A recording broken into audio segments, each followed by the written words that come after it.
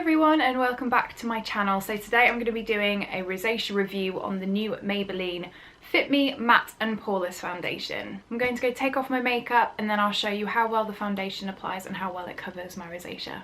My skin is looking a little more red than usual and this is the end of a flare-up. So about an hour ago my landlord just turned up at my flat and wanted to have a look round, which I know they're not allowed to do. They're not meant to do that. They're not just meant to turn up and announce, meant to give you 24 hours notice.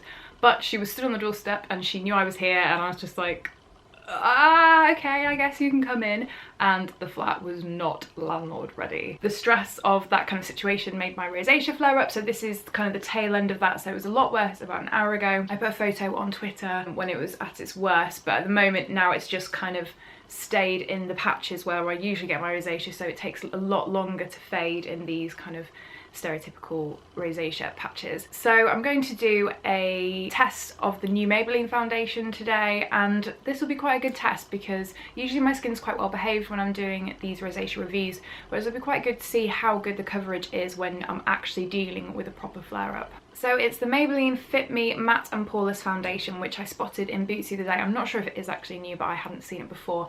I've tried the Maybelline Fit Me foundation, the original one, before, and it was okay. I think maybe it was better for somebody with drier skin because it was quite dewy on me and it didn't really stick around.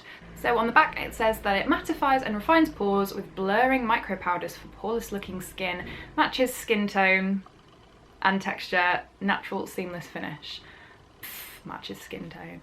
Okay. And I got it in shade 115, which is ivory. I didn't test them out in store, I just got the one that I'd got in the Fit Me original one, so we'll see how good the match is. And I'm going to be using a beauty blender today. I'm totally eating humble pie with a beauty blender. I tried it ages ago and I was like, yeah, it's good, it gives a good finish, it looks really, really natural, but it's so much faff and I'm just inherently lazy person. So the idea of having to go into the bathroom and wet the sponge, and it needs washing so often, so I kind of avoided them for a really, really long time. But last time I went to France I picked up a new beauty blender and thought I'd give it another go, and I am just...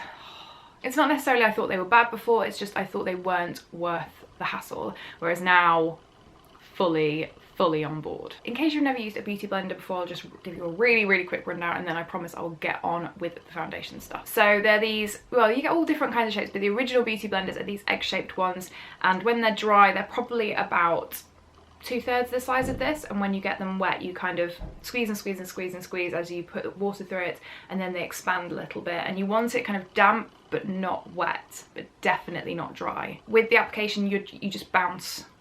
There's no kind of swiping, there's no like dragging across the skin, it's just really lightly bouncing the foundation onto your skin. That's what gives you the seamless finish. And also it's really, really great application method for people like me with really, really sensitive skin, if you've got rosacea or if you've got acne and things like that and you get quite aggravated when you apply makeup. This is a really, really light and delicate way to apply your makeup. So I'm going to stop waffling and just crack on with the foundation review. It's very fluidy, that's my kind of first, it kind of runs about all over your hand.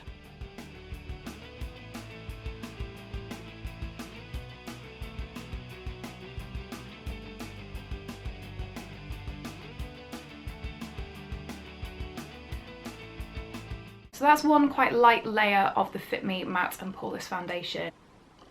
And the coverage is actually pretty good. I was a bit concerned that my redness today would be a little bit much for it. I would say the coverage is comparable to the L'Oreal Infallible Matte foundation, which is one of my favourite high street foundations. Maybe a little bit less coverage. But what I would say is different is that this gives such a beautiful glow to the skin. It looks very natural, it looks very healthy. The coverage is really, really great. Look at the comparison when I turn my head, that's actually quite crazy.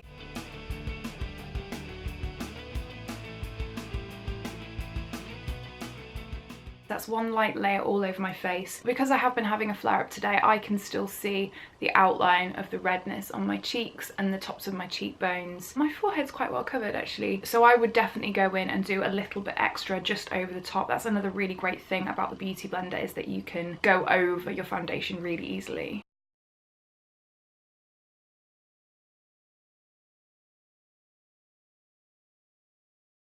Thank you so much for watching and I'll see you in my next video. Bye! I did a weird squeak with my mouth then. Sounded a bit like a duck. eye. Loud noises outside.